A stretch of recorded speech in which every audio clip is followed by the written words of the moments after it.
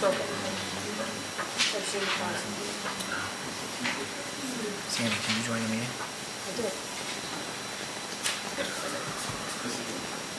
Good evening, everyone.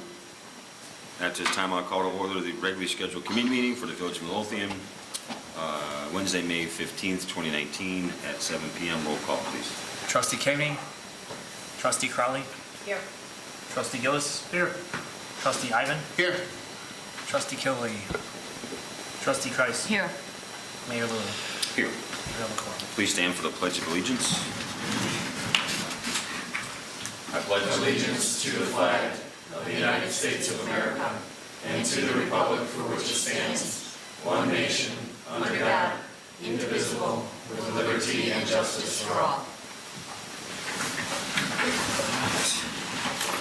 At this time, we have Mr. Olivieri here to present, should we stay or should we go, I guess is the presentation.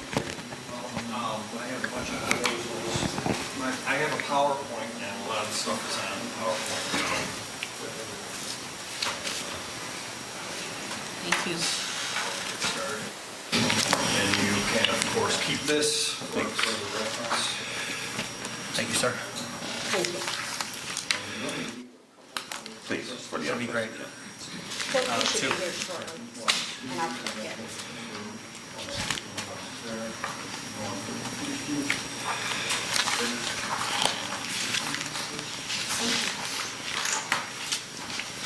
My name is Don Olivieri. I am an architect with Olivieri Brothers Architects. We've been doing commercial architecture for over 50 years. I've been licensed for about 30 years, me and my brother. Can everyone hear me? Yes. So I'll give you a quick sale so you know who I am a little bit first. We also have a company called Accurate Plan Review. That's how I met the building commissioner. Through that, we do building plan review and consulting work for villages and some of the counties around there. We have about 8 clients that we do their commercial and sometimes even residential plan review for them. That's a side company. Our main company is Olivieri Architects. That we set up as a licensed architect for 30 years. We do mainly commercial work. We do municipal work. We do park districts, library districts, and commercial. We really don't do any residential work. The size of our firm, we're about 15 people. We're a smaller firm, but we do only about 10 to 20 projects a year, so we don't bite off more than we can chew. And the advantage I always feel is that if you hire me or whoever hires me, I'm the contact person. I don't, like a larger firm, they give you some junior associate to do the work. You'll always be dealing with me. And it makes it more direct, and we think we have an advantage that way. About a month ago, Nick called me up and said that you guys had done a little bit of a study on the existing facilities, so I came out and we did a walkthrough. I met your police chief, and we only, can everyone hear me? I was having trouble with the video. We did a walkthrough, maybe 90 minutes, a couple hours, and I do have a separate report. I apologize, I've been on vacation for a while, so what I wanted to do was get this proposal to you first. And I do have a separate report that I think I gave you a draft, and I'll give you a final report. There's no charge to you guys because I didn't do that. I had that prepared, so I can give that to you. But starting the PowerPoint, let's go through. Okay, I'll just stick this in there. I think everyone here knows the municipal boundaries. That's an issue, so let's go to the next slide. Existing village facilities, like I said, about a month ago I toured the village facilities. If you want to follow, this is on page 4 and 5. The main things we identified in our tour of it is lack of proper access and storage for the building department, for the different departments of the building, of the village. We also have shared access. The Public Works building shares an access with the fire department and to some extent the police department and the public areas of the building. So it's really not conducive to emergency situations. There's some long-standing water damage, not only in this building, but the Public Works building. You have a serious problem on that back wall that is not going to get better without some, addressing it. The wall is absorbing water either from above and or through the wall, and it's blowing out now, so it's not a very good situation. So you do have some issues there you need to address. Number 3, lack of space to provide proper public and staff facilities. The main thing here is the police area. Ideally, if you're designing a police station, you wouldn't have the public areas and the security areas anywhere near each other. And what you have here is a situation that is not the best situation. It's usable, but moving forward, I would recommend somehow, either build a new facility or somehow have to address that as the master zone. Inefficient means to maintain comfortable interior environments. You're talking, this building here is probably 7 different buildings built over I don't know how many years, but efficiencies of new buildings and insulation values and efficiencies of not only like LED light fixtures, HVAC units, for not only the comfort of the occupants, but your overall operating costs could be greatly reduced by upgrading all that. The problem you have here is these older buildings, the structure wasn't designed for higher insulation values, so it's not always easy to address it in an existing building. So I think that's something you have to consider if you're considering either trying to reuse portions of buildings or build new. So you always have to take into consideration that your operating costs will come down in rebuilding just because of that type of stuff. So what we're proposing is doing a master plan, which would be 2 basic phases. We do have like a phase 0. Generally what we do is we send out a little questionnaire to each of the departments first before we even do any interviews. And so we can get some background information on this and stuff. And what we propose on doing is interviewing key people in each of the department and then either interviewing all of the trustees or the mayor or a selected committee of trustees, or maybe you appoint one of the trustees that we talk to that would know the operations a little bit more. Get some feedback from them. After we have all that information and information from each of the departments, we would go to phase 2, where we would analyze the interviews, and then we would also do walkthroughs of not only these facilities, but any other facilities you have, and write a report indicating critical areas for improvement, what we recommend improvements on your existing facilities, and what we would recommend for maybe new facilities that you want to do. And we give you some examples for that, and some costs associated with that.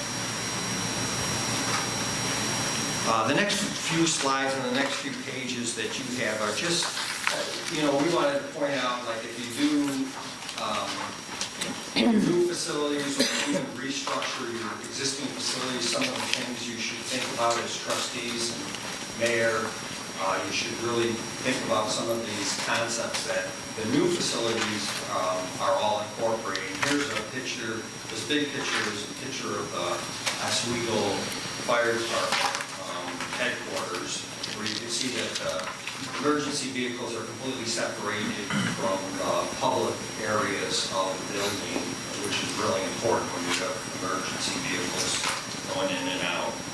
So multiple points of access are important when considering that, and then also plenty of parking. I mean, parking here is kind of an issue too. So that's one welcoming spaces, you want to make it inviting for the general public. The other thing you can incorporate into it, besides open spaces, is a little bit more natural light for your employees. You have a building that a lot of the offices have no outside lights at all, from even inside the police department, there's some spaces like that too. In the administration section of the building, we have really no natural light. Natural light has proven to help productivity of people, make a better working environment. So that's what we're trying to point out here. Sometimes we incorporate training into facilities like fire and police. And of course, locker rooms you kind of have adequate locker rooms. They're workable, but like the police doesn't have separate for men and women. That should be considered. This workout area that you see here is kind of a top of the line workout area. This is kind of the dream of every fire or police department to have something like this. This is in Bridgeton, Missouri. It's one that we did a review on, but it's a fantastic facility. But that's something you could consider trying to make in the long run, maybe make space for to do later. Training facilities, here's some training facilities. The police one that you see here is actually in Skokie. That's a picture of their firing facility where they can actually pull a car in for the police to practice firing from a position that they might encounter in real life. So in Skokie, they made that. I think a few facilities have that, which is really nice to be able to do training in there. Fire stations.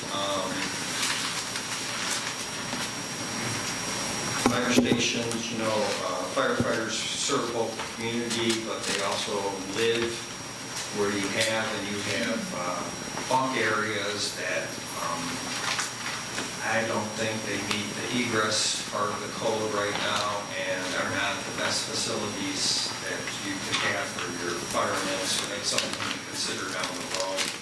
Again, these are like all, utopian design ideas, but when we do a master plan, we try to come up with how do we get there from where you're at now. I mean, you're at one place now, and how do we get to, providing really nice facilities for all your employees, including police and fire. Police stations. I mean, your police station should be welcoming to the public. That's kind of a newer thing over about the last 15 years, is trying to make the police station welcoming to the public, that when they do have to interact with the police, they have a welcome area, an inviting area to come into to interact with the police. But then again, you need to worry about security. So you don't have a sally port. That's one thing that you should consider doing somewhere down the road. And it's not really the police's fault in any way, but it's just the way it's laid out, that the public access and where they would bring in anyone to interview or anything like that is so close proximity, and some of the doors that you have laid out are not the best situation. So, if you go to design a new one or try to rework the existing one, those things should be thought about. And then finally, public works facilities, generally, architecturally, we've turned from old pole barns to doing some nicer facilities because the public sometimes does have to go to public works facilities, so you want to at least, even if it's small, you want at least a small entrance and vestibule that would be welcoming to the public, so that they have to interact with public works. It's nice, and spend maybe a little bit more money on that, and then the back end, you could just make it functional and just be enough to be functional that it works well for the public works facilities to have. Here's some really nice examples, but like I said, right now you don't really have that, and we would want to address that. Next is our team members. The handsome guy on the top right there. And this is are 5 architects that I have on staff that will work on the project. We have a little organizational structure. Now, I think this is just a quick organizational structure of how we would work it. We would interview all the departments first and then report back to the mayor and the village trustees. If you turn to, I don't have PowerPoints on it, if you turn to the next page, 16 through 20 is just resumes. You can peruse that as you want. But our agreement would cover these 2 tasks. This is what we would charge for our agreement. If you have any questions, I feel them now, or you could, I gave everyone my card, so you could send me emails or send me through the send me a call if you have questions on that. That is our agreement. I guess in conclusion, we've worked on a lot of master plans for companies, for park districts, for municipalities over the last 30 years. I mean, there's kind of, 2 or 3 ways, I guess there's 3 ways you could do it. You could kind of do what you're doing now, and you kind of address the problems that come up, and you put a Band-Aid on it, and you kind of kick the can down the road. And I see that a lot in the corporate world. They do that because they don't want to spend the money. The other way to do it is you address one item at a time. For instance, you might take Public Works right now and design a new building, and then you say, the police and the fire, we're going to do you next, and you kind of have an idea of that. Or you do a master plan where you set out every step that you're going to take to get to where you want to go. And then you can sell it to all the different departments and all. And we see this a lot in corporate. Then you sell it to all the different departments. Yeah, we're not addressing your needs right now, but by doing this, then the next step is going to be doing this, and then we'll address your needs. And that's really what a master plan is for. So, that's kind of the third way to do it. And that's what we're proposing to do for you. In the meantime, when I did the walkthrough with the building commissioner and the police chief, I did do a little report. I could get you that report so you can see some of the concerns that I saw as I walked through as an architect and a code guy. We have a very good code guy here, so he knows a lot of the stuff right off the top. But I can give you that report, just complimentary for you guys to look at. I would recommend going ahead with this so you have an overall plan. This would be a plan that would be span 5, 10, maybe even 15 years. That's how I would recommend, and then you can budget for it. You can see if you want to bond for it, for certain steps of it, and you'd have a better idea what the whole overall cost would be. And if you don't go that route, you want to kind of keep kicking the can down the road and keep fixing it as you go along, I'll be happy to share my report with the building commissioner or anyone who would want to see it. I think what we're looking for is almost a dollar amount of what it would take to make this current facility safe, efficient,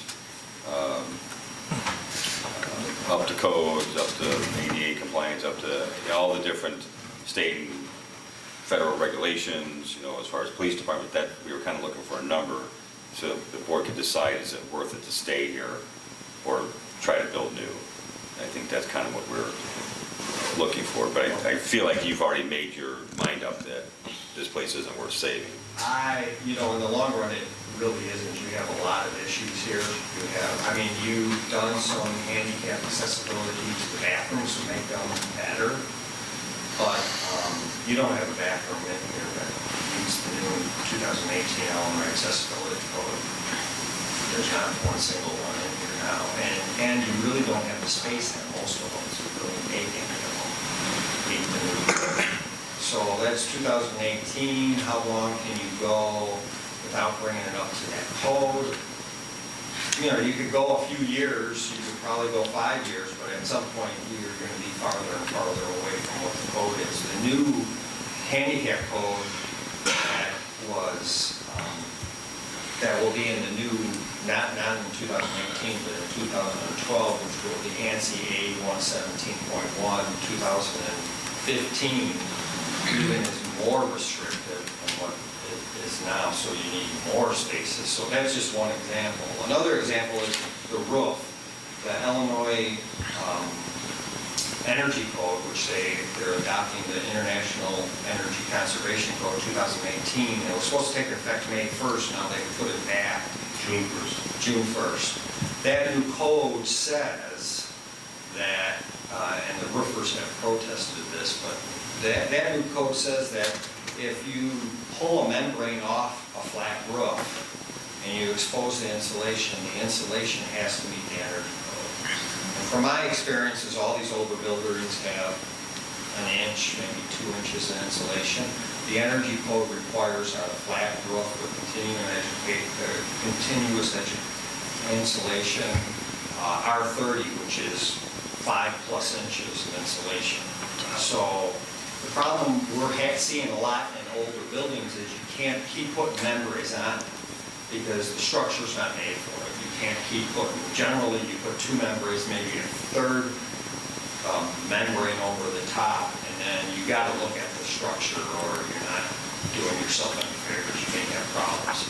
So then people rip them off. Well, as soon as you rip them off, now you're exposing the insulation. Now you have to meet the Illinois Energy Code, and that's a state law. So we're seeing it in commercial buildings all over the place. Is this stuff included in the report that you shared with? Yeah, there's a little bit more detail in the report that I think I gave you a draft or something, but I'll get you a final one. Yes, please. Any questions? I have some questions. So how long would you anticipate for task 1, and then how long for task 2 to be completed? Task 1 is usually 4 to 6 weeks, and then similar amount of time for task 2. Generally, it's a little bit shorter. Okay, and then you said you do have a report that you can share with us. Yes, I have a report now. This is just a draft. Yeah, our 2-hour. Okay, no, that's fine. Just so we have something. something to start, when we have to start making decisions. And then have you designed any municipal facilities? We've done some work for a couple different municipalities. We're doing a remodeling for the village of Monique right now. It's not a huge job. The last large one we did was we did some work for Mokina when they moved into the new facility. That goes back about 10 or 15 years. Our firm is small. We do all work in the south suburbs. So if a south suburban municipality is doing something, we're interested. Otherwise, we're working with park districts and library districts and corporate clients around here. We just did finish the large one for Ozinga, the concrete company. Master planning for them. And it's a lot similar to this because they have various different departments that we went and interviewed all their departments, found out their needs, and then designed actually multiple structures for them to possibly build in the future. So it's kind of the same. Thank you. Thank you, sir. Thank you. Appreciate it. Thank Can you. I just ask, the Public Works building is safe for occupancy at this point? At this point right now, it is safe for occupancy. I would say it's safe for occupancy, but the problem you have is water's getting in that wall, and it's getting worse. And those block walls are block bearing walls, and if it's getting in at the top, the joist ends are rusting, and you may not even be able to salvage the joist if you go to rebuild that wall, and you won't be able to identify that until you shore it up and take a look at it. And it also looks like it's getting in all over that wall. And so, you can see some of the lintels above the windows have been pushed out, so there was some proper flashing put in when it was built, and the outside of it was never sealed. It probably should have been sealed 20 years ago and then continually sealed because there's not proper flashing in the wall. It's not really a It's not really a shedding wall that sheds water, it's a barrier wall, and it's not working as a very good barrier. So it's gonna get worse, it's hard to tell how quickly. I would say you should probably examine it like on a yearly basis to see how much that gap, that bow is. Because there's intersecting walls, so you could actually take a fairly good measurement of what it is now and then compare what it is in the future and see how long it might take. But it's not gonna be, it's not gonna be like that 20-year, you know, it's a matter of time. Would you guys be able to do a more in-depth report on what needs to be done? You know, we've had masonry companies come out here and, you know, everybody's got their opinion on what needs to be done. We don't want to pay for something that's, they're not properly doing it right. So what would you suggest? A structural engineer take a look at it? Well, we Spec it out? Yeah, we have consulting structural engineers, and I'm an architect, so we could take a look at it. The problem with calling one trade out there is they're gonna address their issues, and what could be happening there is it could be as simple as some roof leaks that are running down the metal deck, and then they're finding their way through the wall because maybe the bond beam isn't continuous on the top. Maybe there's not a bond beam. You know, some of these older buildings, they didn't build them exactly the way the architects and engineers drew them. So there could be a deficiency there. The water's getting in. So a mason would come out there and go, oh, I can tuck point this wall and keep the water from coming in, you know, like on a horizontal rain or a rain driven. This way, if the water's getting in through the roof and you don't identify it, you can do whatever you want here. You're not fixing the whole problem. You're fixing part of the problem. Kind of follow what I'm saying. Well, I think we would need this Joe, structural engineer, to look at the whole problem so we know where we're going. Yeah. You know, and I don't see any advantage of waiting. Well, I could put a quick proposal together just to look at that one issue if you want me to. So, yes. Okay. So I'll address that one issue. Again, the problem there is, and I've seen it before, you shore up the joists and you don't know what you're going to get until you start pulling the wall down. So I may uncover, you know, I may put together how you can fix it, but then not have a complete answer until you pull, until you pull the concrete pulls up from the wall. And you add what might be expected or what would be uninspected in the specs of the job and improve the, Yeah. you know what I'm saying? Yeah. This is what you're calling for, but if this happens. Yes, there would be this additional step that you would have to take. Yeah, I think something like that. Yeah, I can do that. So I guess the question I would have that builds on what Don just asked is, after you, if we get to task 2 and you document the environmental concerns and you identify the critical areas for improvement, would you be able to, at that point, at the depth of the work, be able to identify even from a life safety issue, because we know we've got this problem with Public Works specifically, and I know we have other issues, what would be the priority to deal with? What would be the first, what would be the priority to deal with from like a life safety issue code, building-wise?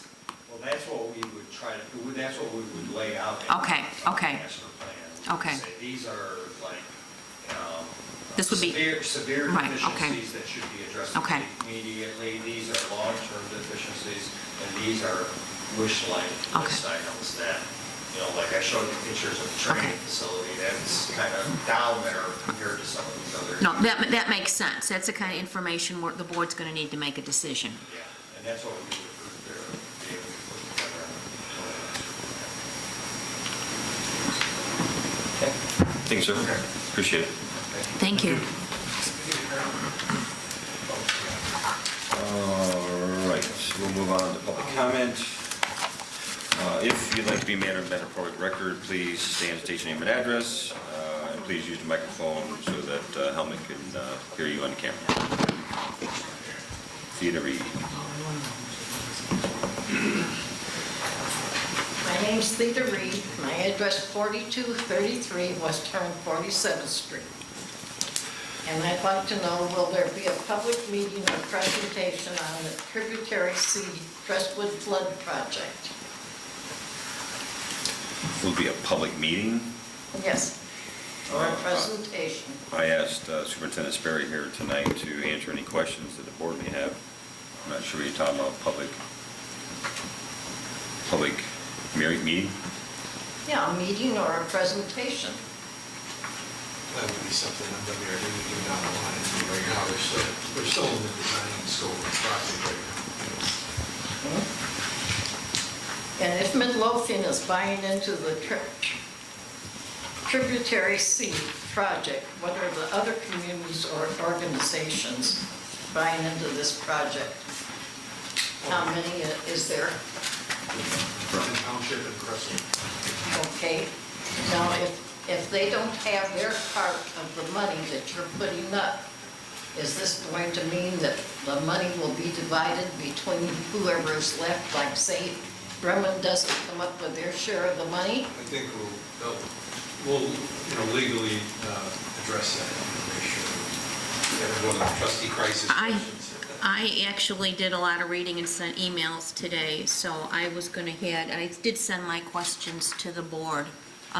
They were later this afternoon after, I know you were downtown today, so, but I did have some questions. Okay, and how many houses in Midlothian are involved in this project? I haven't done a big count, but the majority of them are Midlothian residents that are involved in this project. How many? I don't have a count on that right now. I could get you one. I appreciate it. And will this project solve flooding for the residents on Linder Avenue, Maple Lane, or both? And when will this board move forward and vote to begin the Phase 1 commitment for Belly Button Hill and Bremen Heights? That's the board.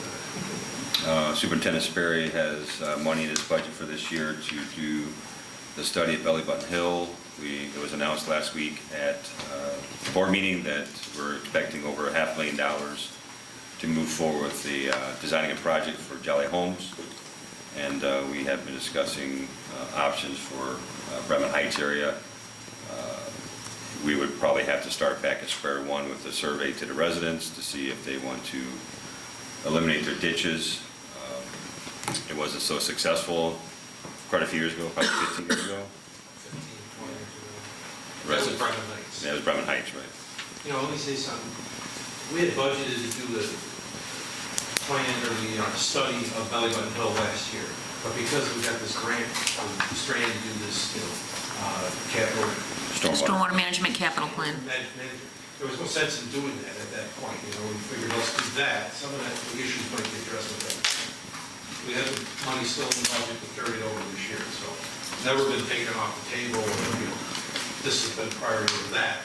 This project over here, Trip C project, is probably a $4 to $5 million project that's going to benefit the majority of the local residents. Well, I'd like to know how many actual residents it's going to Well, help. it's everybody, it's everybody on Maple Lane, Linder Avenue, anybody that. How many people is this, though? I didn't take a census or. Is this 1 block, 2 blocks? Yeah, well, it's the area. Like I said, I didn't do a count of the homes or anything, but also the Midlothian Country Club, which is in the village of Midlothian. And when their creek can't go down, their golf course won't drain. Then that overflows onto Cottage Row. This last storm we had, it was probably 10 days that the water was huddled. We couldn't get down Cottage Row without driving through a lake. So that's just that portion. Then you got the townhomes that are just east of the country club. Goes through there, and everybody in the new subdivision to the north of the driving range, that whole thing can't get in without that trip going down. Tributary goes down. Well, are we responsible for taking the water down on the golf course? Well, our tributary runs through there, so we need to get it down, because if it doesn't, then it goes out onto the streets and residents have to deal with it. So then, when can we expect some kind of action on this Belly Button Hill? Will that start anytime in the near future, or is this something that's going to be pushed aside again until we get through with this country club thing? I spoke to Engineer Naval about a month or so ago, and he's working on putting a cost estimate together to begin the study of the Belly Button Hill area, and we should have that soon, and the board can decide if they want to move on it. Keep in mind that we did spend the money to do the study for the Jolly Homes area, which is a big reason why it looks like we are going to get over $500,000 to do the design project, or project design. So we've learned from all of you that that's what it takes. You have to invest some money in the study, and then when the powers that be that have all the money want to give money, they like to see the towns that have, as Tom said, the skin in the game, and the Village of Midlothian has done that. So hopefully this year we'll be working on the study for Belly Button Hill area, and hopefully moving towards design. So. Anyone else? Okay, I'll close the floor to public comment. Move on to trustee business. Trustee Price. The first item on my agenda tonight, just a reminder that we have a Keep Midlothian Beautiful Board Steering Committee meeting tomorrow at noon.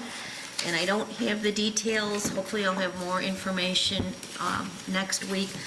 But we did get a grant from Keep America Beautiful. I just received an email late yesterday afternoon, as you may have seen in the KAB announcement yesterday, or I received it this morning actually. Your organization has been selected as the recipient of a 2019 Cigarette Litter Prevention Program grant. Congratulations.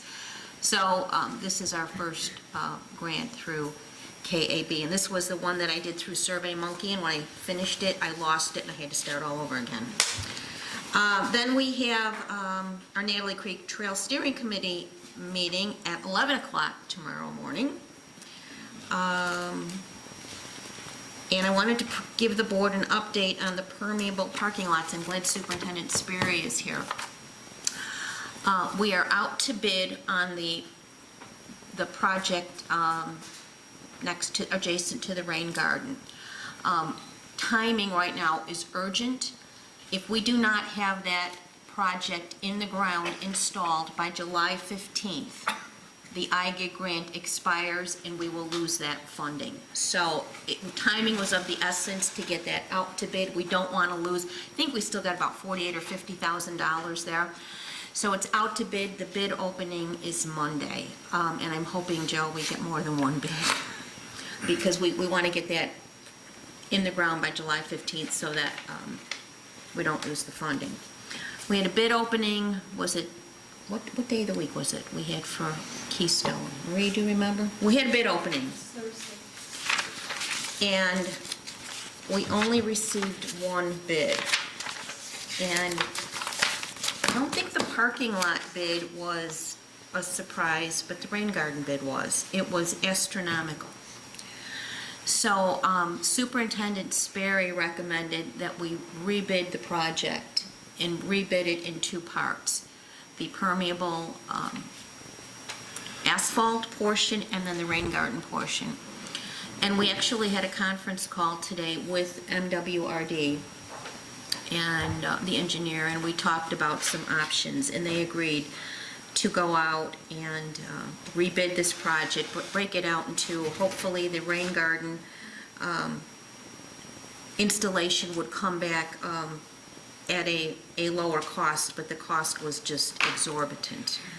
So I don't want to go divulging figures here because I don't want to give anybody an unfair advantage, but do you have anything else that you wanted to add, Joe?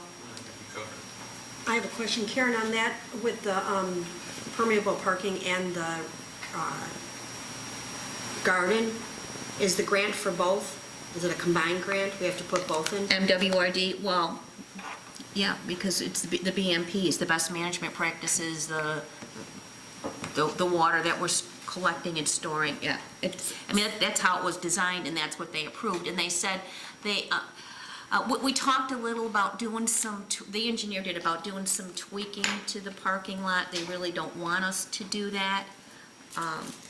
But yeah, this is all built into the calculations as to the stormwater that is not going to go into the system, Sandy. Okay, so what happens if the rain garden portion of it doesn't come down? I don't know. I actually have a lead through Russ Ryden, and he's looking into it, right, Don? About possibly getting some grant money through the Illinois Housing Development Authority, but he hasn't gotten back to us on that. So, yeah, Sandy, that's a good question. I don't know. It just, I can privately share these figures, but, No, I don't. It's public information. It's visible. oh, is it? Yeah, the bids have been open, it's public. Okay, well, like a $50,000 rain garden, and just for comparison, that rain garden that was installed at the VFW, 3,400 square feet, $19,975, and that included the soil, the plants, the seed, the installation, the mulch. The problem we have with this bid is, per the IGA, we have to pay prevailing wage, so that is going to increase the cost of the installation, but it was still, I mean, when we looked at these bids, the rain garden was closed. It wasn't that much less than the parking lot, so anyway, if anybody wants a copy of it, I'd be happy to share it, but, any other questions? Joe, you have anything else? Joe's becoming a real parking lot expert, right? And the village will be hosting the chamber luncheon on June 13th at the Rain Ready Community Garden. And I'm gonna send you an email, Joe. We're gonna need chairs and tables and chairs set up. And I have talked to the VFW. They will be there around 12:30, so we could use their washroom facilities, but if anybody needs it before then, we're going to have to let them use Village Hall. And I did ask Maria to reserve this room in the event of inclement weather. It can be moved inside, and they did ask me to talk a little bit more about Keep Midlothian Beautiful at that event. So that, I believe, is all I have this evening. Thank you, ma'am. Trustee Ivan.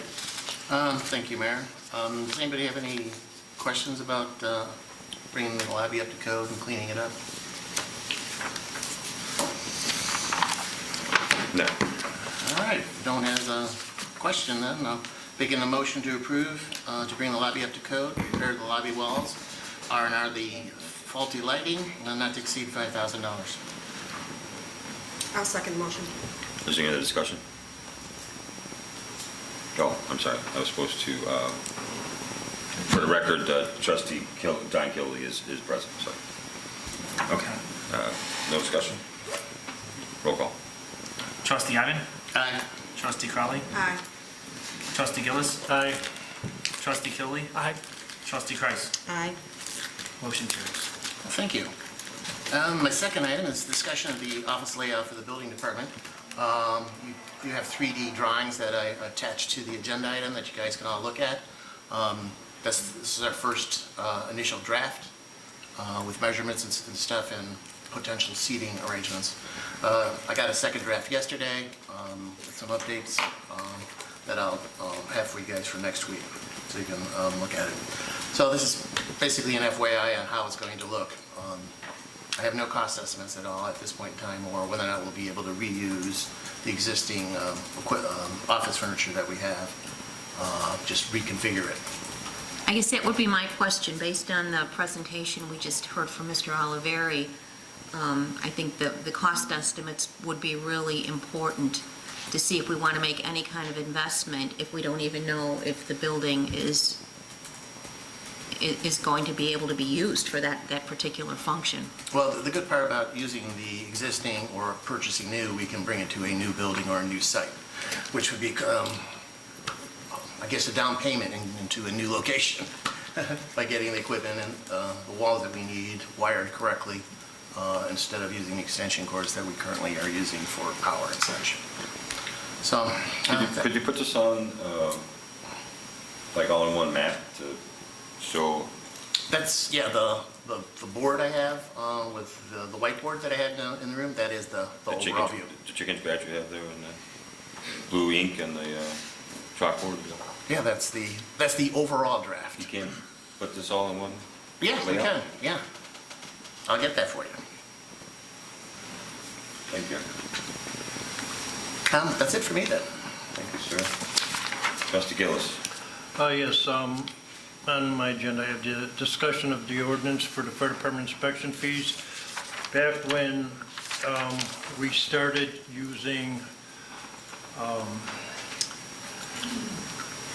different software for the fire department. We also had in there the inclusion of doing inspection fees and different fees for emergency response for individual engines, trucks, whatever we use. But one thing we neglected to do was include inspection fees when we do them in the fire department. Now, the initial inspection fee is part of, I believe, the building permit? No, when the business wants to be licensed. Business license. Initially, we charge them for their inspection when they're the first time applying in the village.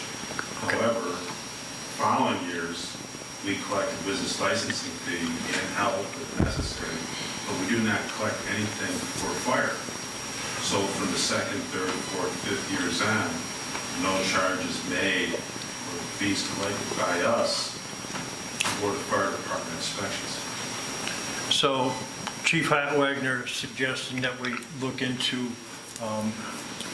having an ordinance that we can do this, because I believe that's where we need to start. I guess my reason for discussion is this something that the board feels we would like to do? Because I think in the past, it's been quite a few years when we initially discussed doing this, it was something that we were in favor of. I just want to make sure that that's something we are still in favor of, because we have included a fee structure for other things, but we do not have an ordinance to include a fee structure for inspections. I don't remember how many years ago it was talked about, but it was quite a few. 2013, yes. I believe it was 2013.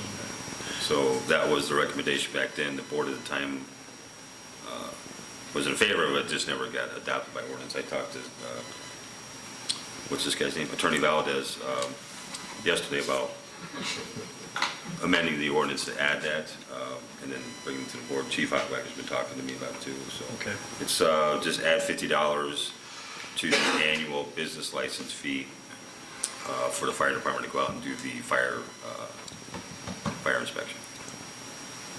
Is that something the board is still? You were not on the board. Is that something you were not on the board? I mean, I guess I'd look, is that what around It's other a areas? standard that Is that what other everybody, areas do too? every municipality does charge for it. We're probably lacking by updating our ordinance, so yes. I mean, most municipalities charge for every inspection that's done. This is something we just neglected to follow up on in the past. Okay. Yeah. Looking to amend that ordinance or? Business license. Business license. So- Just Superintendent Wagner. Okay. That's all I have. Thank you, sir. Trustee Cavaney could not make it tonight. Do you want to go through her stuff? Yes, Okay. well, I was told that Nick would be going through her things, and I just have to do the motioning part. So Nick, you want to take over? Okay, landlord registration, your first topic. We, as part of registering rental property, we know who the landlord is. However, for commercial property, we do not know who the landlords are. We have a problem with property, as we found out. Who do we contact? Who do we write a citation to? You go through the business, and they'll tell you, well, I just sent my check to, Sam at 123 Main Street. So a lot of times you don't know who is the actual landlord of the property or what their actual legal name is. So we want to start including that on our forms that we have for business licensing. That's on there, I should say. But we don't have anything subsequent to say every year ask them who's the landlord. Not necessarily charge a fee per se, because everybody who rents the property has a landlord. So let's use Jerry over here, works with Dave Schumann. We know where that's at, right? We know who the landlord is, but when we see a small building or a small standalone business, who's the actual owner of the business? Who's the actual landlord? Is it a trust? Who's the property owner? Who's the crossed it, it's in. We ran diagonally across the street with Dollar Tree, right? It wasn't the person, it was something trust, LLC, or whatever it was, you know, something with the administrator. So it's the same way here, who we contact is responsible for the property, not necessarily the tenant of the property. Or if the property's vacant, who's the landlord, who owns it? So you're gonna add a line on the, what? Well, on the business application on here, it has who the landlord is and stuff, but we don't have any method right now of registering the landlord. It's not part of our ordinance. We register them for residential property, but we don't have any mechanism in place to register landlords of businesses. If I could just What do you follow. mean by register? Well, what happens here when they fill a business application and they are going to get licensed with the village, let's say, they tell us who the landlord is and who they're paying the rent to, or articles of incorporation, so you know who to contact. But when they move out, or the building's sold, as we found out, we don't know who the landlord is, who owns the property. So whether they pay a fee or they don't pay a fee, if it's part of business licensing, they already have, that's all open for discussion. To follow up on the building superintendent's comments, what we found, and this is crossing all the departments throughout the village, is that the licensing, regulating part of our processes aren't really matching up, in that when something is income generating, whether it be a vehicle sticker, whether it be a dog license, whatever it is, we're taking in the money, but the information that is required, the certifications, the providing proof to village employees that the information that we're getting is valid and the person is either eligible for the license or is the actual owner. I am continually being contacted with situations that arise in which we have business licenses that are registered to people who aren't real corporations, or to a person who's not the actual owner, or a car that is not, the person doesn't live in Midlothian. And I think that's because in the process of recording the licenses and taking our fees, we forget about the regulatory part of the ordinances, which is that individual is supposed to prove to the village employee that they're eligible for that license, that they're the owner of that business, that they're the owner of that dog, that they have a limitation on the number of dogs that they're supposed to have, and just across the gamut. We need to do a little bit better in putting the onus on the applicant or the person seeking village approval, certification, licensing, to give us good information. We have to have an ordinance that says that? Well, the ordinances already do. It's just the problem is that the superintendent says, someone will say, here, give me my license. And they'll give us some information with blanks on the forms or with inaccurate information on the form, in which we simply, as a matter of policy, are not requiring individuals to verify they are who they are, they're doing what they're supposed to be doing, and they're doing it lawfully in compliance with the ordinance. And I understand why, because, in a busy day, someone's offering you money for a license, how much of an inquiry are you going to go into in terms of verifying their information? But there are some circumstances in which the forms you can't just fill out saying corporate owner, M. Mouse. And it turns out that, M. Mouse has nothing to do with this. Yet we give a license and we certify these individuals in the village to do what the ordinance says they're supposed to do, only by license or certification. And so What we're actually missing is that we don't have a set minimum in the ordinance of documentation you're supposed to provide. We say, complete a form provided by the village clerk, complying with all village ordinances. It doesn't say provide the leasing, provide the articles of incorporation in the ordinance. We just have a form here, and it doesn't have that. It just says, give us this, but it's not followed up by an ordinance. Right? We like to make it where you need to provide this minimum information. So we have a restaurant today that's reapplying, and on the form they put down NA. Okay, NA, who's the president's name? They gave it, but it's not what's on the paperwork they submitted to the state. We asked them, who's the treasurer? Not applicable. Who's the secretary, not applicable, but we get the forms from the state, and they have different people's names on there. So in this case, they happen to provide us, which is very unusual, the forms they file with the state, their tax records, which have all this information on it. But normally they don't provide it. And we don't have an ordinance stating, besides the form provided by the village clerk, stating what this minimum information needs to be. It doesn't always have to be an ordinance. I believe that the department heads and the administrators in the village have the authority, certainly the clerk does. He has a lot of discretion to implement the intent of the ordinances, and therefore it would be a policy, and it would be follow-up. I think the building superintendent, I think his deputies, the deputy clerks, have the authority under the ordinance, even if it doesn't say you must provide this, to have a policy that says you must provide a certificate of corporation from the Secretary of State in good standing with your application. That's what we're missing. We're getting oral information in across the board being provided to us, and I understand why. If someone's trying to comply, whatever they want, dog license, motorcycle license, business license, they're coming in, they're giving us money. So there's a tendency to not make it hard on them, and we don't want to make it hard on them.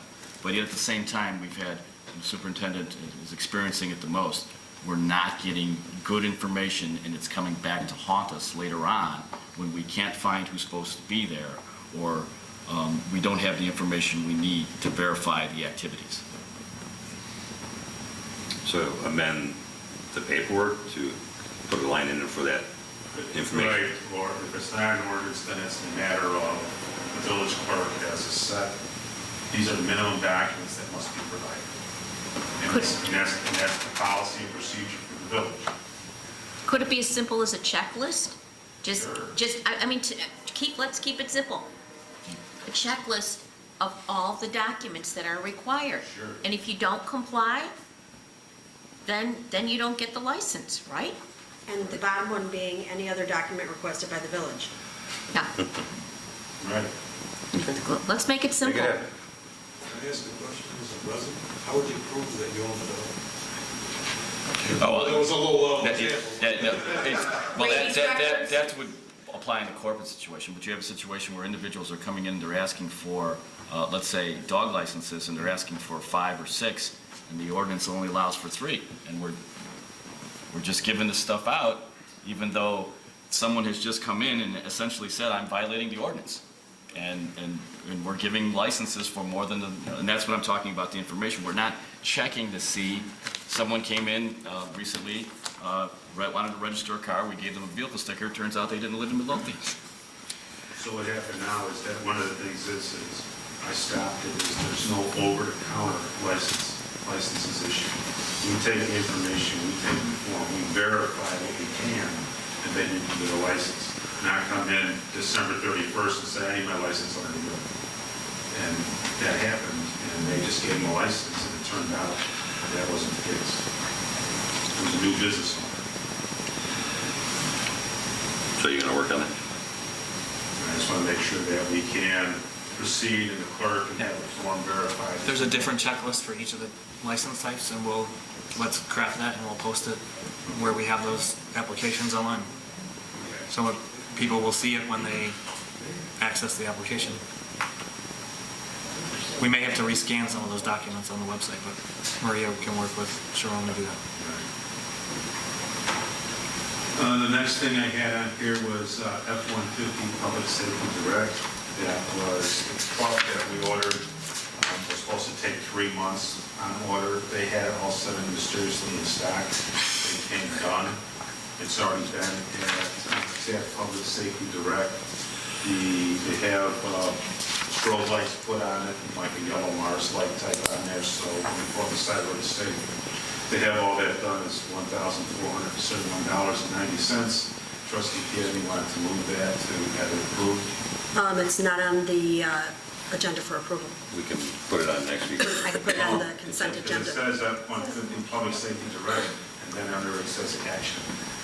I don't. Yes, it did say action, but that, unfortunately, that didn't get printed on the agenda that was posted, so Okay. Sorry. legally, we can't do it. Okay. Next week. Can we put it on the agenda for next You week? can ask for it to be on the consent agenda for next week. Maria will copy it over and put it on there. And Maria, let's change it to say approval of, because it doesn't include that. Next. Well, the next one was the application for zoning amendment request. Midlothian Cars, looks like, as I discussed before, that Sam Jonas is going to be buying the property from the Donato Trust. And once he does that, they lose their grandfathering. And a new guy, Mohammed Halal, I think H-A-L-E-L, is going to buy a dealership. And Sam is going to now own the property. Once they do this, they lose their grandfathering in Zone B2 zoning district. Car sales or minor repairs not allowed. In order to make it allowed, you have to do a text amendment to the zoning ordinance, but it's not even allowed by special use or variance. So we have to count as a text amendment. I do have a form from the attorney already, a new application form. However, in our fee schedule, we have nothing for collecting a fee. In the resolution that we commonly call Exhibit A, that has all the fees in it, there's nothing in there for text amendment fees. My recommendation to the board, change the resolution and for text amendments, make it the same as the other zoning requirements, which is a $400 application fee and a $1,000 bond to cover the cost of printed mailing, signs, and such. But right now, in our fee table, we have nothing in here for text amendment. We only have what's in here for special use or variances or appeals. So I think you and I talked about it. Trustee Kreitz and Trustee Killedy are working diligently with this land bank, and there's some, I mean, there's some words going around. I don't know if this is something we want to move on right now, or do we? Well, it's not that. The corporation still, they still have to form their corporation. They had a problem, and they have to incorporate and have a new Midlothian Cars incorporated and open up a new dealership. When he is incorporated and he does get all his paperwork and they do form a corporation, the only way they're allowed to stay open there is to file for a text amendment. If you want to wait on that, that's fine. I don't know. Right now, we do not have any fee schedule. But we don't want to have a vacant, meaning, in order for him to operate that car dealership there legally, he's got to go through this, correct?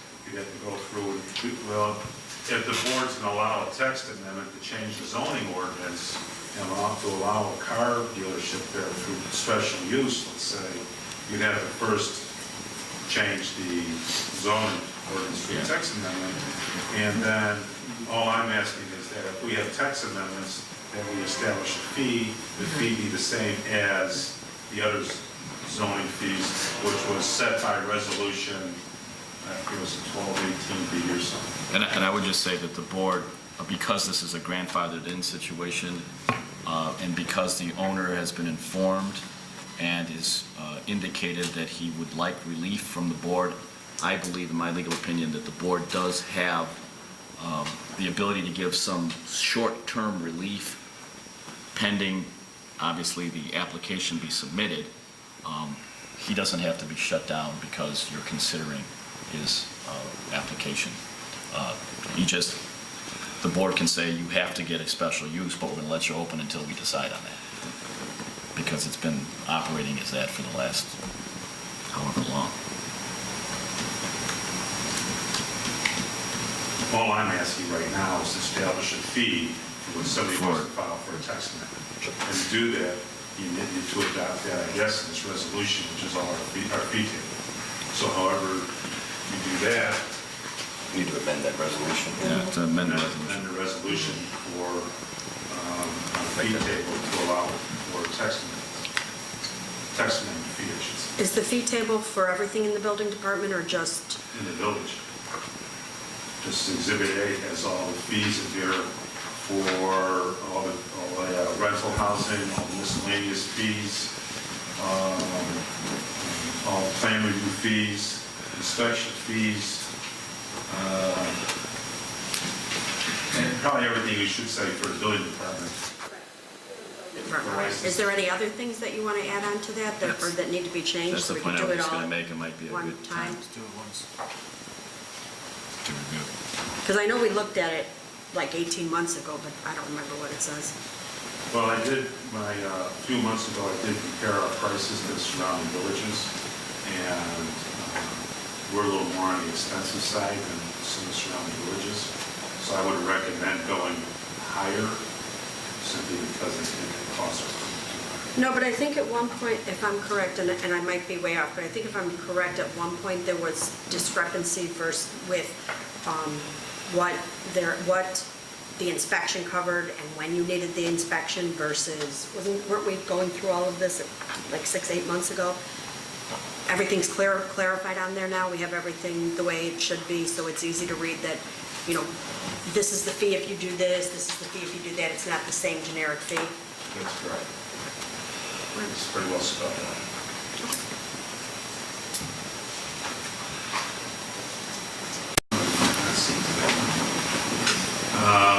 Airbnb. Airbnb. Okay, the problem with Airbnb, to go back a little bit, as a building official, code books are written, and the catch-all in there is, or as approved by the building official. So you have to take into consideration what was the intent of the building code when they written it, because the building code can't keep up with all the methodologies, technologies that come down the street. So you have some discretion.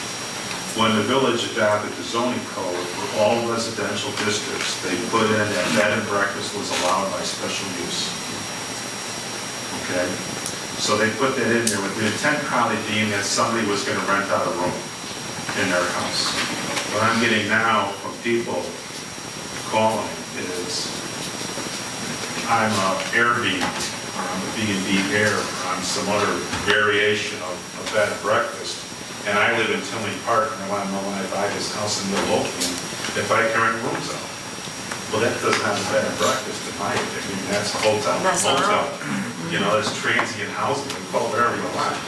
But I'm getting this argument that, well, you just say bed and breakfast, you don't say air bed and breakfast. You don't say, like this one site's Hamlet something that is on the website. It doesn't say bed and breakfast, it's Hamlet housing or something. Is this the actual ad that's on the internet for this place? I Googled bed and breakfast in Midlothian, and that's what came up. And you can rent a room in this house. $33 a night. What, for when you're in the doghouse? The bed Comes with a pillow. The Bed's not bed even is made. unmade. They really went out with the picture, yeah. There's Really clothes spruced it up. hanging on the wall. Right, but Quiet little suburban house, creaky stairs, nice warm vent by bed. that's the ad, but it's not the point that. I know Includes that. breakfast. There's somebody, there's only one that I found. There's one person that has a bed and breakfast that never got a special use, and we don't know who it is. The problem is that people are calling up and saying, well, I want to rent out rooms.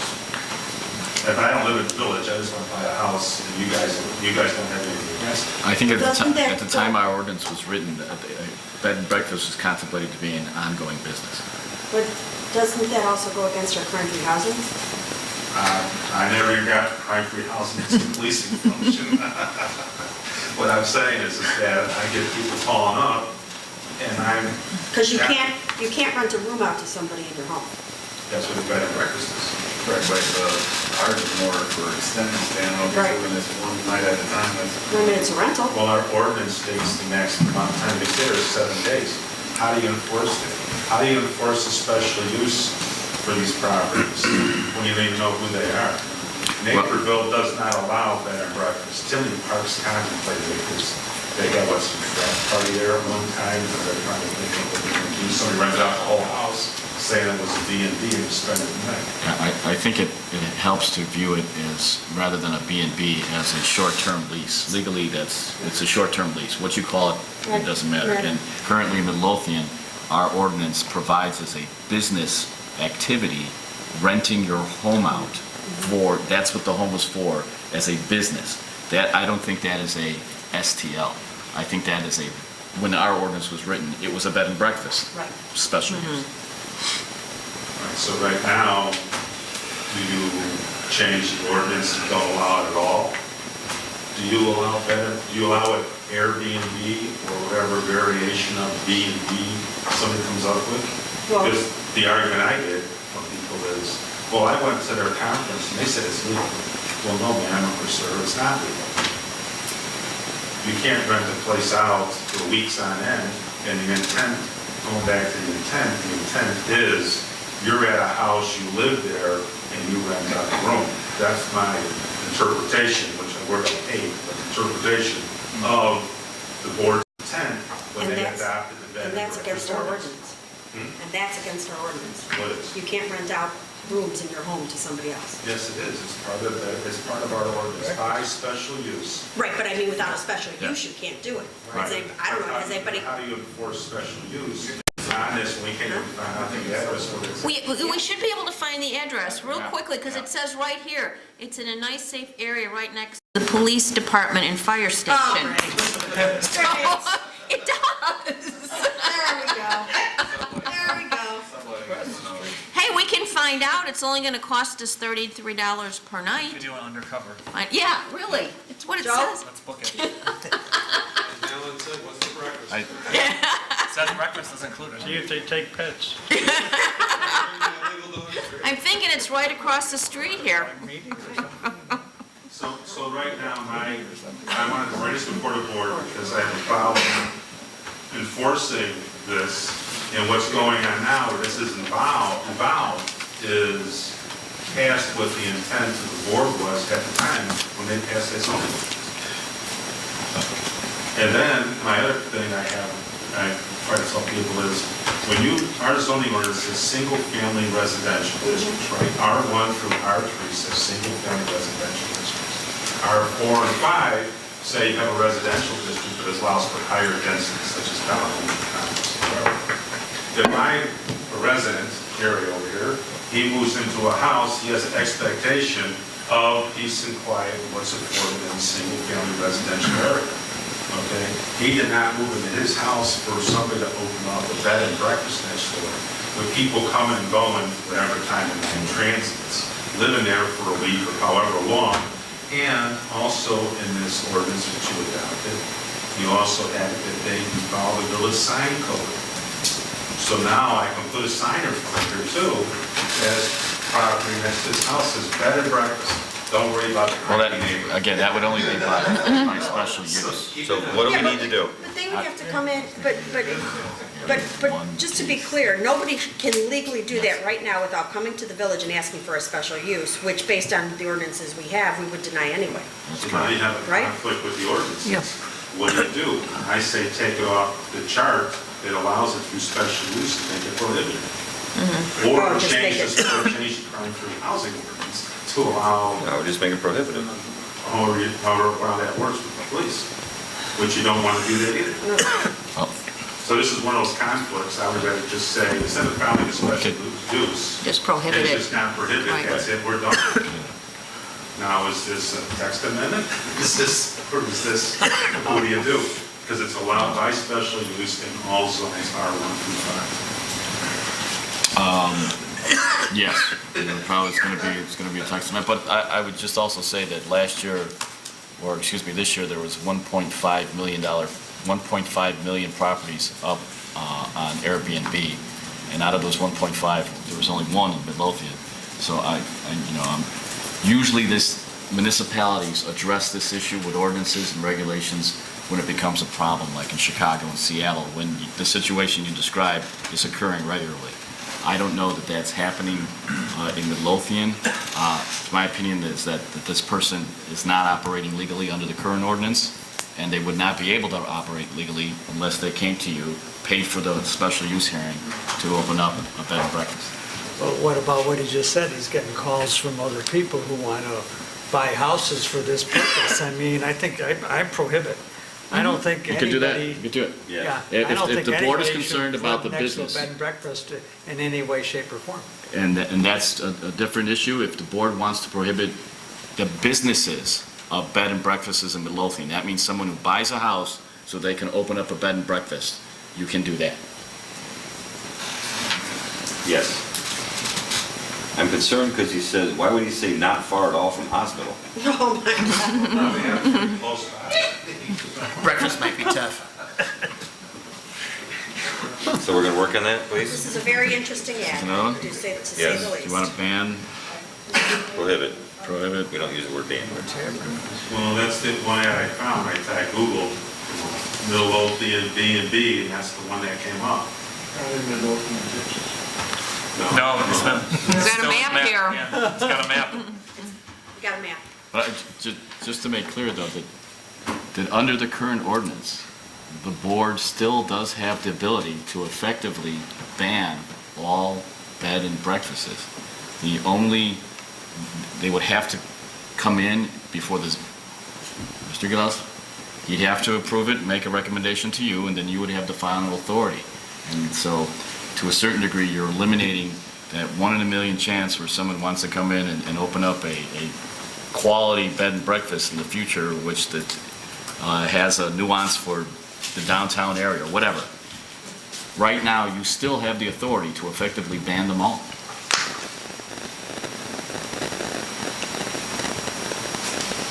Right, so my confusion is, bed and breakfast originally was intended, you own a house and you rent out a room.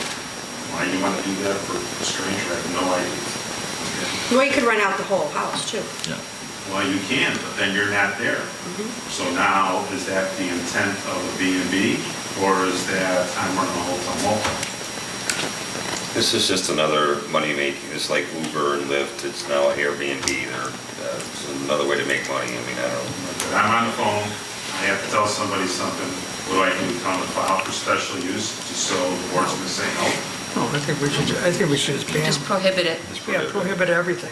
You know, take it, there's no bed and breakfast, there's no nothing. If a legitimate honest B&B comes to town, We'll change it back. What's the big benefit to having a B and B? We'll give them a variance. Well, I mean, the thing we're still not addressing is this is all residential area. We're not talking about areas that are Business. commercial. Right. We're only talking about residential. So I can't see where we would want to have a B&B in a residential area. As Superintendent Weiner said, it's not fair to the next-door neighbors to have, We're not Chicago. who knows who's renting these rooms out, but, I mean, Pedophile Pete across the front from school. yeah. And the lady that is living there doesn't own the house. She's a guest in the house, supposedly taking care of the lady. And she was renting it out to a gentleman who was coming there and sleeping off his trunk. So we wound up doing it in her front yard. And as a matter of fact, we had to call somebody over to remove the gentleman. A couple of times we found out that he had a warrant against him. And the lady that rented out the room had no right to do that in the first place. She doesn't own the house. That's what you're saying. All right, so we're gonna put a prohibit thing in, we'll work on that. Next. Cell tower was next on the agenda, it was Trustee Cavney sent out the agreement for American Tower, and she asked me to make the motion to approve the modification of the lease. I'll second it. Is there any discussion? Roll call, please. Trustee Crowley? Aye. Trustee Ivan? Aye. Trustee Gillis? Aye. Trustee Killy? I, Trustee Kreis? Aye. Motion carries. And without reserving the right for Trustee Cavney to ask any further questions, that's all. building department updates. I have none. She didn't give me any. Do you have some building department updates? Oh, sorry, wait, I take that back. The new software we're running the building department, they're going to send us the invoice. Part of the program that's free is the fire department inspections. They're going to be tied into the building department so that when the fire department performs inspections, there's no guesswork as to whether they passed or not passed. And that'll help us out a lot. I'm still wondering if they're going to discuss pro champs for foreclosure and vacant properties. If there's going to be anything on that. There was was registered, the guy was in here for registration on Yes. foreclosed and vacant property. We just have to finalize the ordinance and turn it out business. Report on that. I contacted the Department of Public Health again regarding the plumbing code.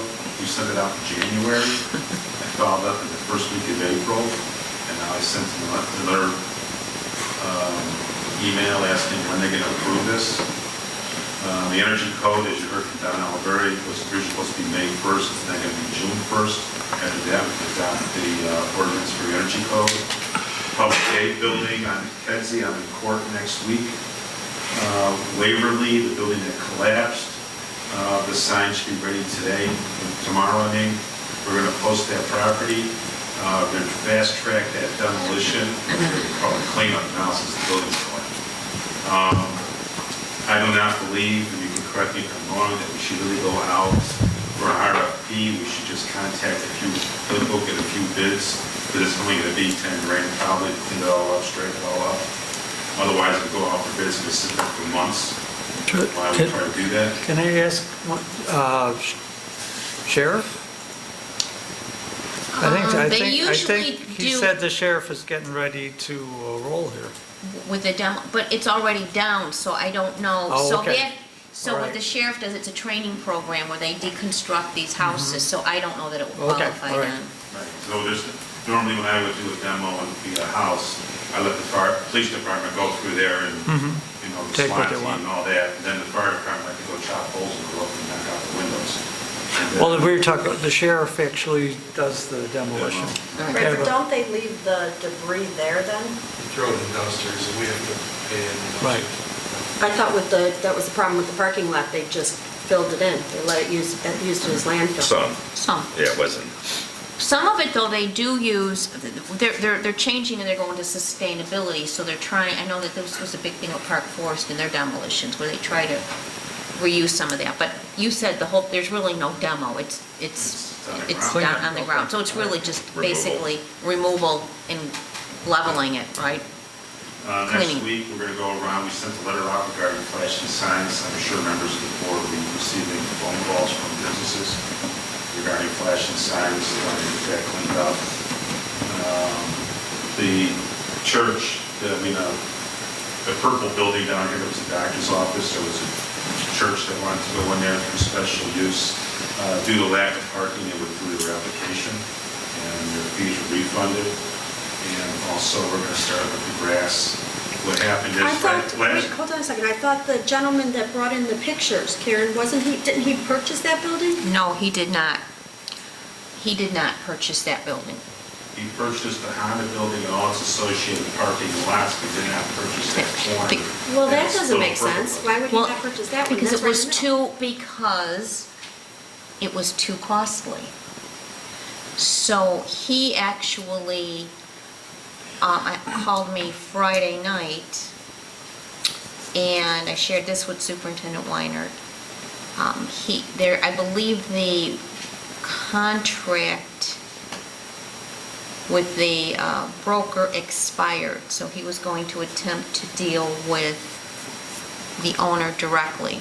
But as I told Superintendent Weinert, I don't ever get excited about anything until somebody Yeah, comes in because to pull his whole permits. plan was that Right. whole area, and if he doesn't get it, what's he gonna do with the other pieces of property? Well, he has enough to make a development. The problem is whoever would get that building doesn't have enough parking now. And that building is not up to code.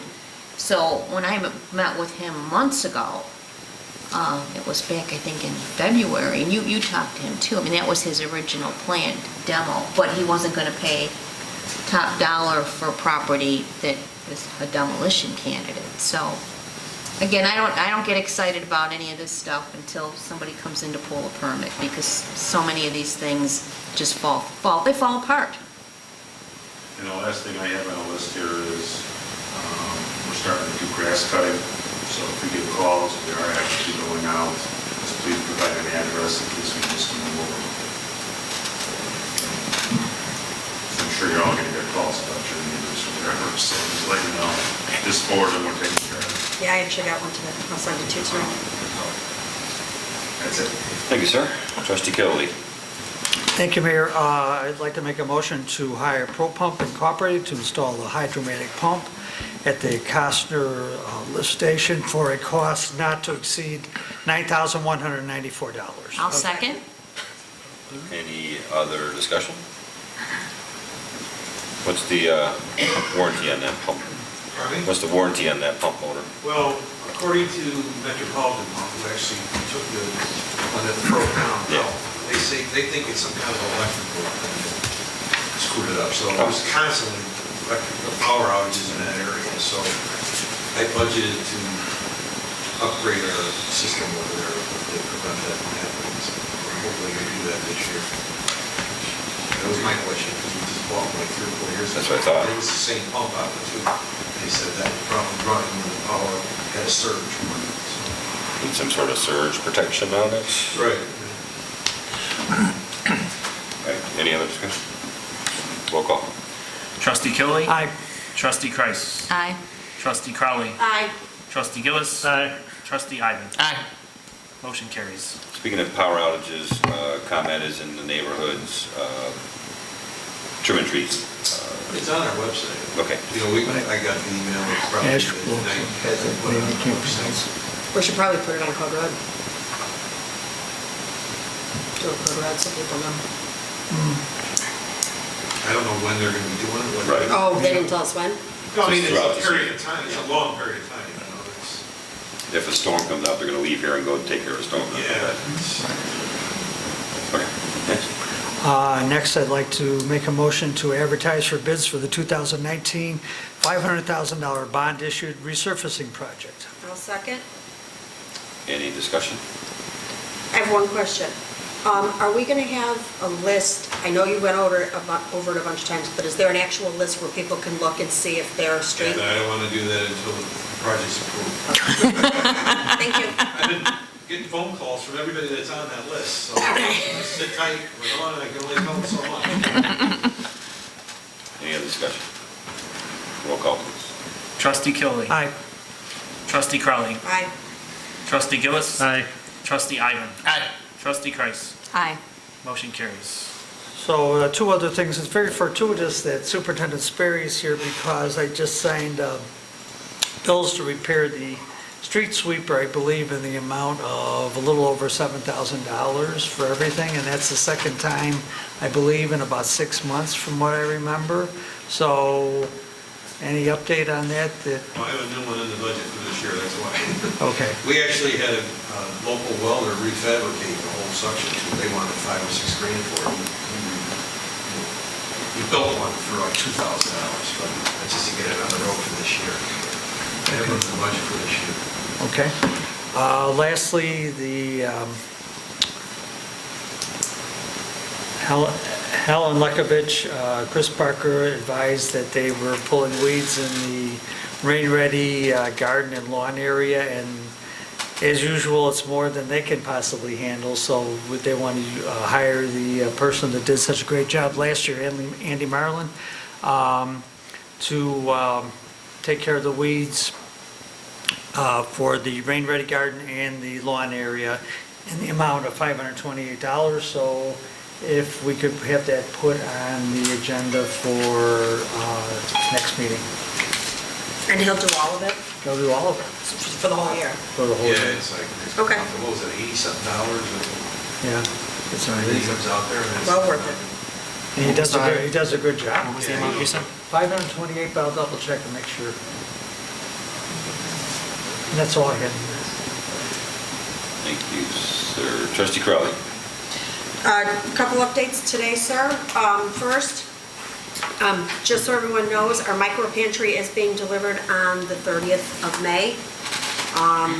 We know that there won't be a pad there, but it'll be moved once we figure out what we're doing with the pad.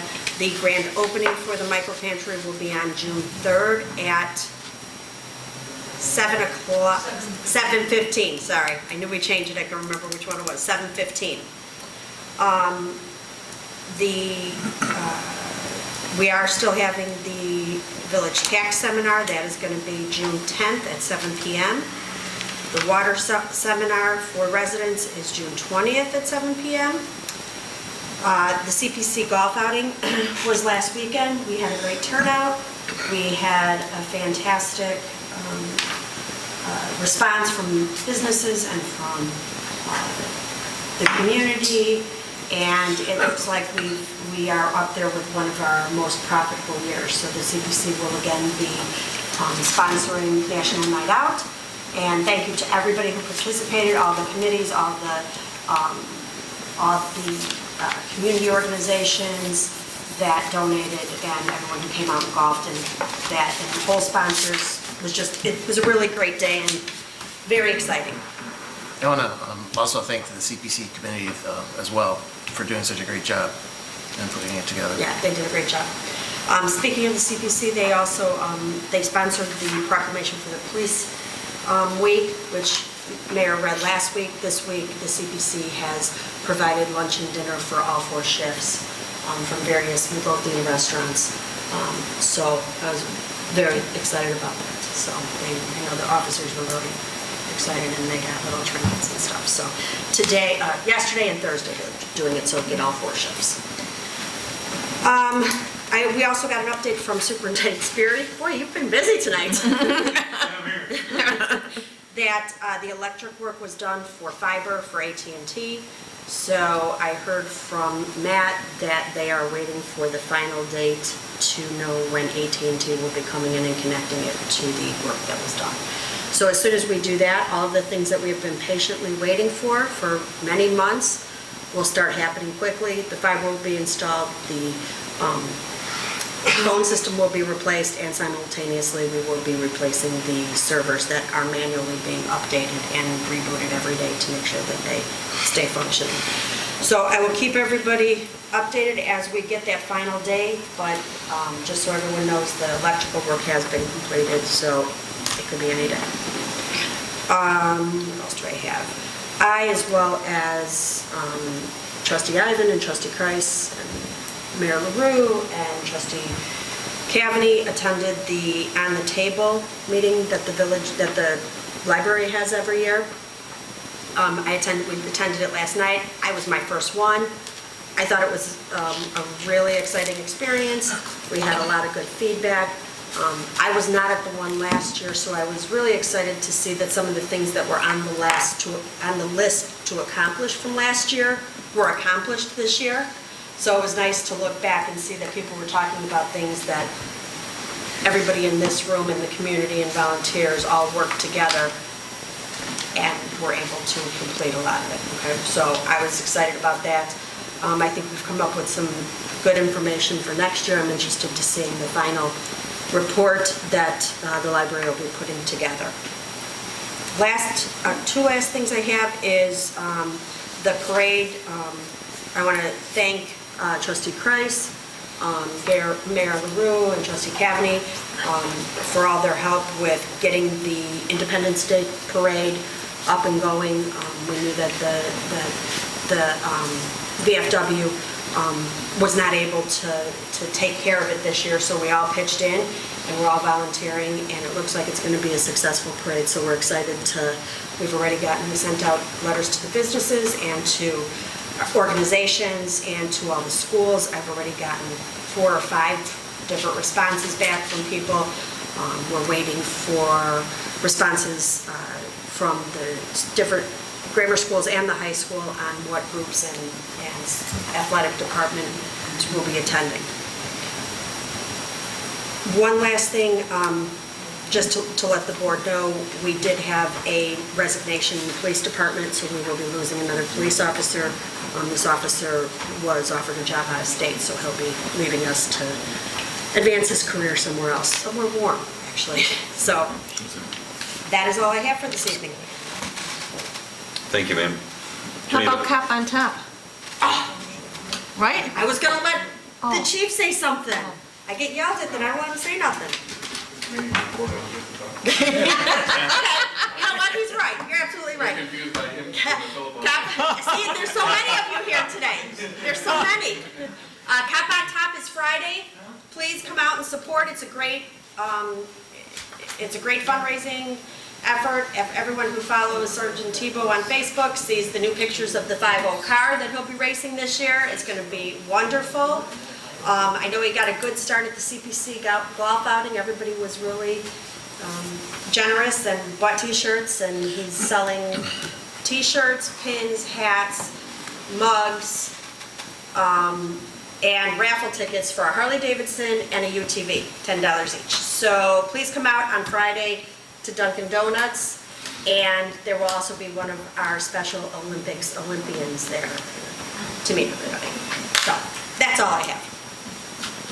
Thank you, ma'am. Attorney Valdez. Yes, I will have for board approval at the next regular meeting, the vacate and default mortgage ordinance requiring registration for properties that are in foreclosure and that are vacant. I was able to find out, if you recall, when I asked the question, is whether there had been any litigation with regard to municipalities passing this ordinance and requiring registration, and you referred to a New Jersey case. I found out that that was centered around tax buyers who had purchased the properties via tax liens, and that litigation is ongoing. I may have some reference or some reaction to that to avoid the village being sued in situations in which a tax buyer is being required to pay for the registration fee. In addition to that, we have the semi-annual. The board indicated they wanted a semi-annual registration for vacant properties. I guess the question would be if the board has any input as to whether they want that applied to vacant properties that include properties that are not owned by the bank, but individuals who have left their properties for whatever reason and are not occupying it at the time, as to whether they want a semi-annual registration for that also. So I can tell you my opinion. My opinion is I want people to understand that we want our buildings rented if they're going to rent them, whether it be commercial or residential. So whatever gets us that, having vacant properties just doesn't work for us. It's for me anyway. So I agree. okay, so then the burden would be, the proposal by Pro Champs is $300. I believe the board said I could check the minutes or check the video. The board's preference was 250 or was it 200? Does the board want to pick now a number for? No, we selected a number, I think, didn't we? we didn't do it for the, we didn't just select the number for the progressive. We said we were like, if somebody was vacant, you know, it would go up. If it was vacant for 6 months, obviously that's someone trying to rent it or sell it, that's one thing. But if somebody has a property vacant, like the Keystone property building that's been vacant since I've been a trustee, probably long before that, as well as some of the other buildings, I personally think that if you're leaving a building boarded up and vacant, it should be progressive and it should go up every 6 months. That's my opinion. Commercial properties.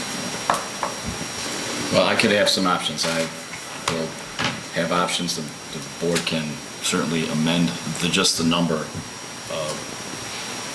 in terms of what the registration fee will be. I've already, I think, heard that the board wants it to be semi-annual, so every 6 months. And we need this before 4 o'clock on a Monday, preferably over the weekend, so we have time to. And don't forget to add the pet clause in there. The Pet license clause? animal thing, we're gonna Yes, I saw search. that. Okay, we'll have that addressed. That's all I have. And the retiree healthcare, we're supposed to check with somebody about something. Yes, the retiree health care issue, because it's non-union, I believe just language simply saying nothing in the policy is intended to contradict state and federal law regarding COBRA. That's what it was. And the requirements to provide for COBRA and the employee's right to be notified of those options. But otherwise, You can put that in there. yes. Ready for next week? Yes.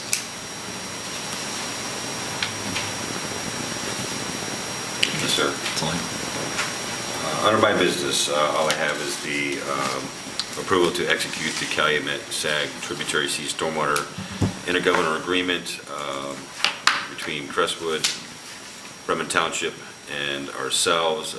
This was brought to the board a few weeks ago. I hope we had time to look into it and think about it and talk about it and find out your answer. I know, Trustee Kreis, you called Mayor Presto over in Crestwood. I hope you got the answers you were looking for. No, I didn't call him, he called me. Oh, nice. He called me. So, so I'm looking for a motion. I know there were some changes to wording that Trustee Kreis brought to us we can talk about in the discussion phase. So I'm looking for a motion to approve, to execute the Calumet Sag Tributary Sea Stormwater Intergovernmental Agreement. I'll make the motion. I'll second. Okay, discussion. Well, I had some concerns, and I'm wondering if we can amend on the face, because otherwise I don't think the board should approve it.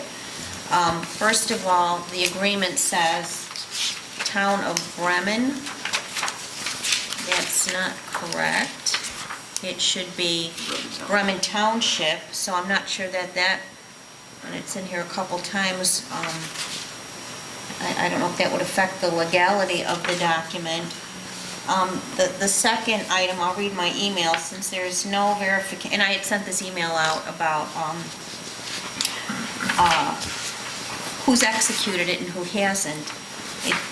And Superintendent Sperry, you weren't able to verify that that they've been executed yet by either. Township hasn't, and they're waiting for their highway commissioner to come back from vacation. The guy from Crestwood, Bill Graffio, is their administrator, I think that's his title. He's on vacation, he thinks they did. Okay. He's at their meeting. So I guess this was what I sent to the board, no verification that Crestwood or Bremen Township have executed the IGA. It would be prudent to have some language to protect the village, such as, if any of the parties do not execute this IGA becomes null and void, and there's no cost to any of the parties. But again, I defer to the attorney for that language. I just think that would protect us, because what happens if it's not executed? I'm just looking for protection for the village. I agree with that, for sure. Yes, I agree too. Okay, and then my third comment was, has the attorney reviewed the terms and conditions? Article 1 states the client is the village of Crestwood. However, I wanted to make sure that there was nothing conflicting in here that would negatively impact the village. No, I don't see any issue with, in terms of the language with regard to the town of Bremen. You are correct. That needs to be corrected. Okay, but the terms and conditions. The terms and conditions. I just want to make sure we're protected. There's nothing in there that would impact the village if there was an issue. I just know a lot, and I know it says here, the village of Crestwood is the client, but we're entering into this IGA.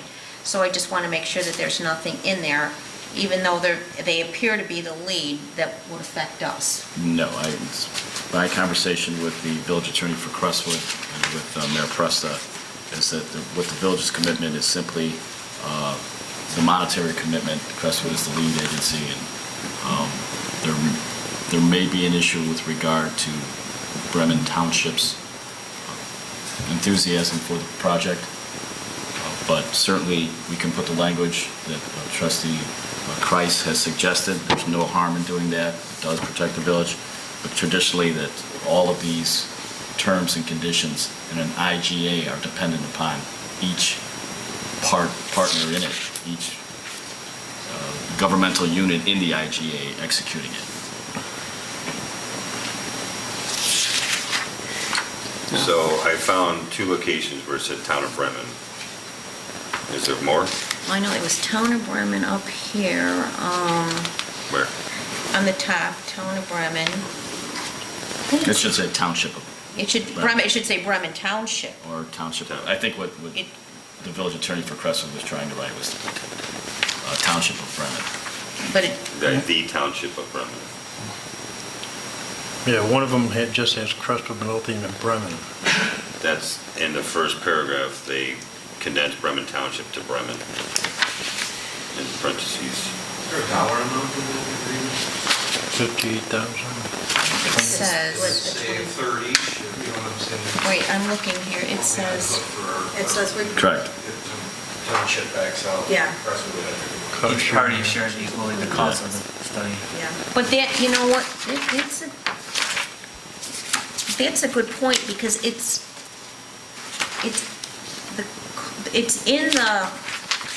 in the proposal from Mott McDonald, but I don't think it's in the IGA. The dollar amount is not in. The IGA. Can I postpone this to next week until we get that? The legal language That language, correct? huh?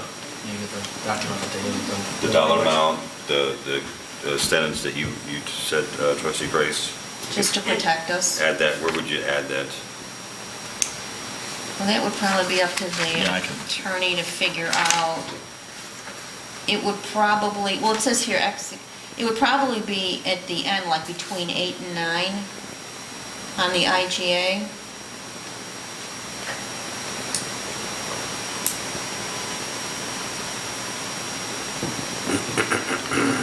This is even wrong. If you read number 8, Yeah, there's like. Yeah. each agency there's a shall bunch of approve this typos. agreement pursuant to a duly passed ordinance or resolution, and we don't have that, and send the original page to Midlothian. We're not the lead, it should go to Crestwood. Right. This really needs more work. All right, I can talk to the village attorney for Crestwood and ask him to original page, I didn't see that. address the issue since that's where it came from. All right, so there was a motion and a second. Can I now? I'll make a motion to Postpone. postpone it. Table To it. next week? We have a motion and a second, so then we have to finish that Well, we can withdraw the motion. motion. Will you withdraw your motion? I will withdraw my motion. Can we still have one more discussion, though? I just want to ask one thing. Yes. My question is, I know that you said you don't know the exact number, but could you come up with like a ballpark by next week of how many residents this is going to impact? It's gonna be from my point of view, you know, I'm saying, I'm not an Right. engineer. Right. I'm door to door. I Right. can tell you the neighborhood and what. I just really flooding that we want, fight in that I really neighborhood. want, is it going to be less than 50? Is it going to be more than 300? I mean, I really. Well, it gives the boundaries, so Yeah. within the Yeah. boundaries, we can figure out. Basically, I'm gonna go on Google Earth. I mean, I went through and took pictures last time it rained, and, you know, kind of documents. I know it all by heart, because it's every rain event we go around, we know exactly what we gotta do, where we gotta go.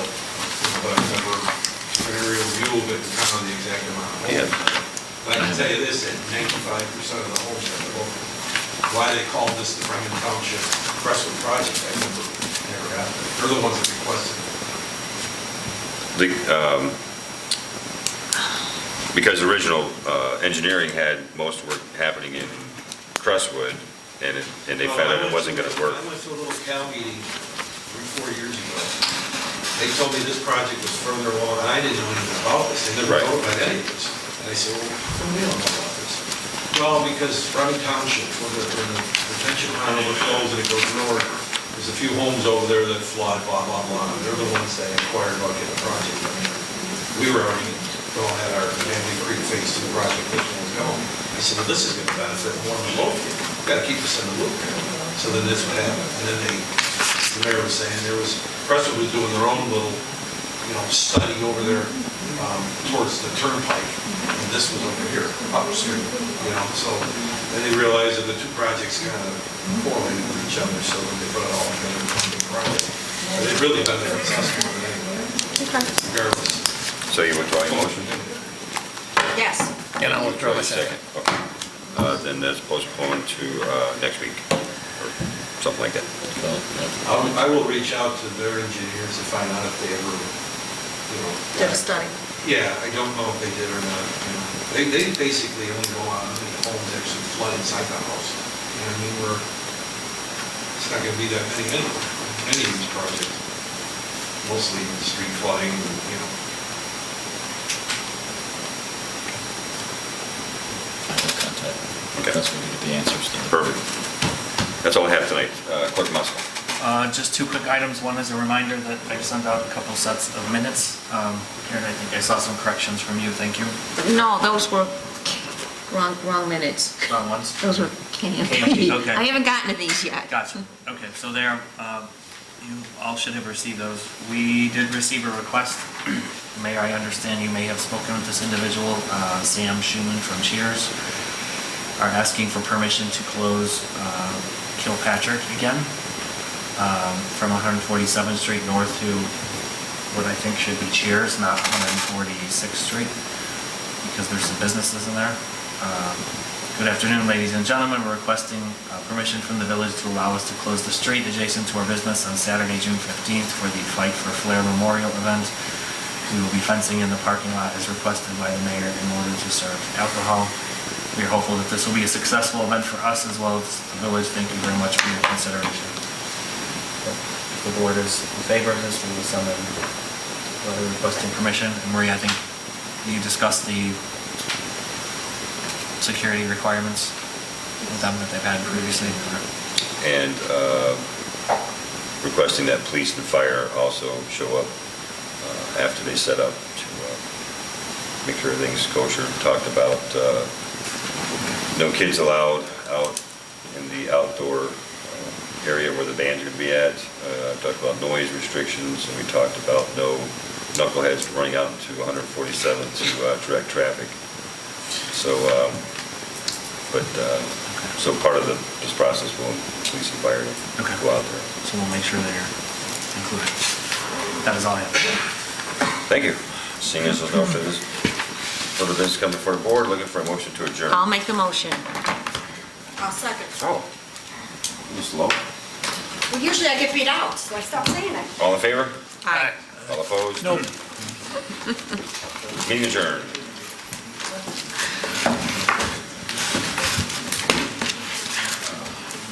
You all get my email thing about the Manhattan Creek project? Yeah.